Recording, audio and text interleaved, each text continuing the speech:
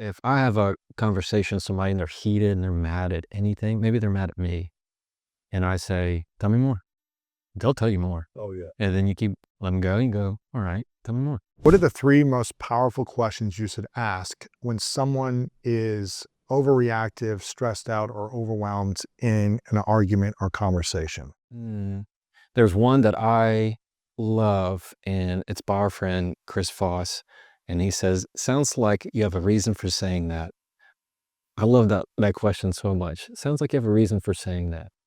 Because there's always a reason that they have for saying it, and they may not feel comfortable sharing it until you ask that question. Should you say, "What is that reason?" or just let it sit? Usually, if you let it sit, They'll say, "Yeah, yeah, and they're gonna, I'm feeling frustrated, I'm feeling overwhelmed, I'm feeling stressed," yeah, whatever it is. exactly. And this one isn't a question, but it's very close to it, and it's, "Tell me more. What else?"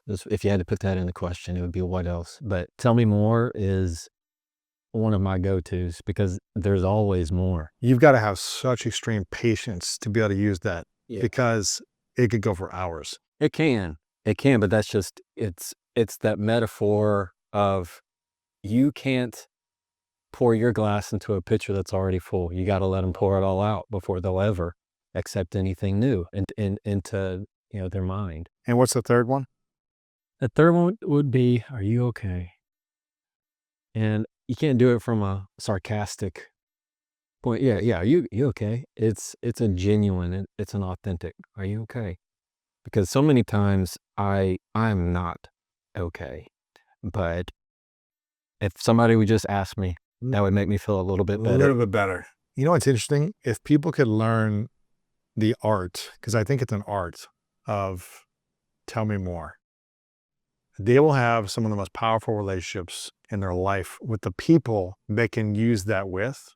When I'm in a good state and I'm not feeling defensive, uh, and Martha is having some type of overwhelming moment or something's going on, when I'm able to be there for her and just say, "What's going on? Tell me more." Yeah. And continue, "Tell me more. Is there anything else?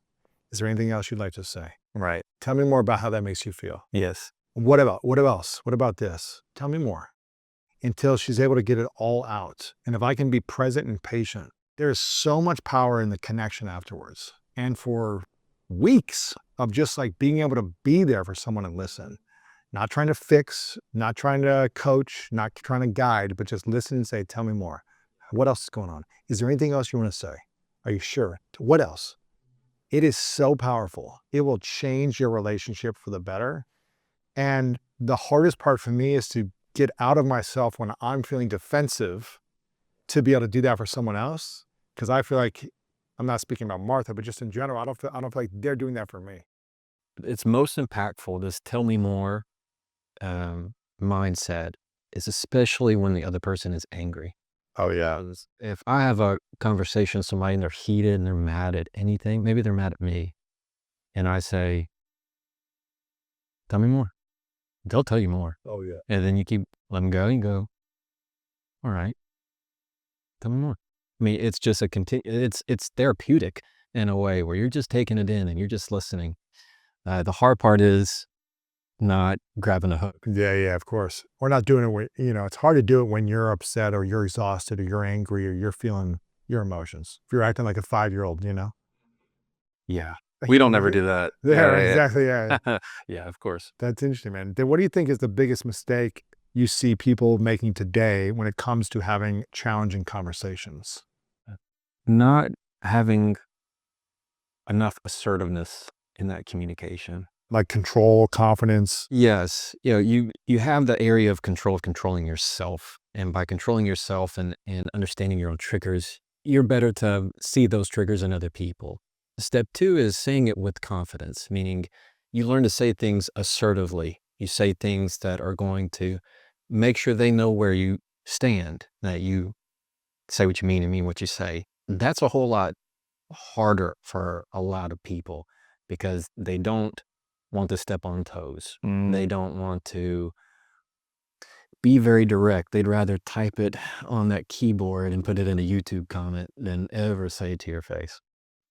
I see a lot of that. I want to make sure that I give your folks what I find to be the number one tool for difficult conversations and how to make sure you have them most effectively is a frame. And so when you can put a frame around a difficult conversation, you take the difficult out of it because it's only difficult because we say it's difficult. I mean, other people could listen in on the conversation and go, well, that's not that bad. You just said X, Y, and Z. But to us, internally, we stew on it. And number one, on how to have a frame for handling difficult conversations is one, you tell them what you want to talk about. It can be as easy as, hey, Lewis, I'd like to talk about what you said at dinner on Monday night. Two, this is the big one. You tell them how you want to feel after the conversation. That's big. And three, you get their buy-in. So it could look like the first step being, hey, Lewis, I'd love to talk about what the comment you made at the meeting on Tuesday. And at the end of this conversation, I'd love for us to have a better understanding of our priorities, or maybe it's as simple as, and there's nothing I want to solve, or I'm not looking for an answer. I just need you to know this. Simple as that. Does that sound good? Does that work? I mean, that's the buy-in part. That's the three of that, all right?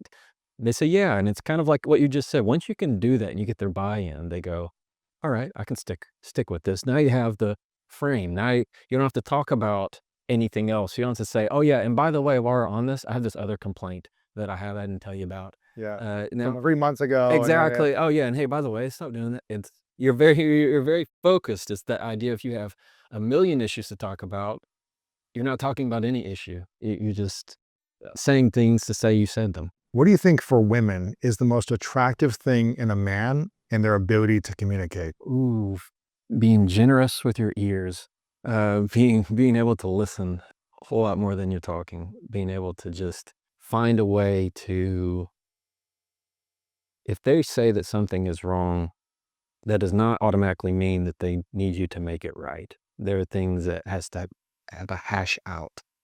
I am someone that is an internal thinker.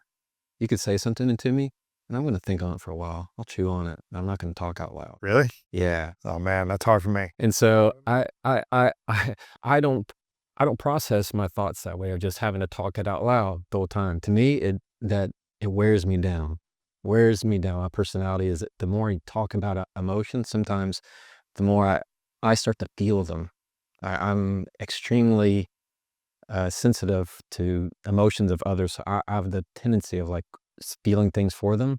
I have a hard time watching a movie where an awkward moment happens. Like it just makes me cringe.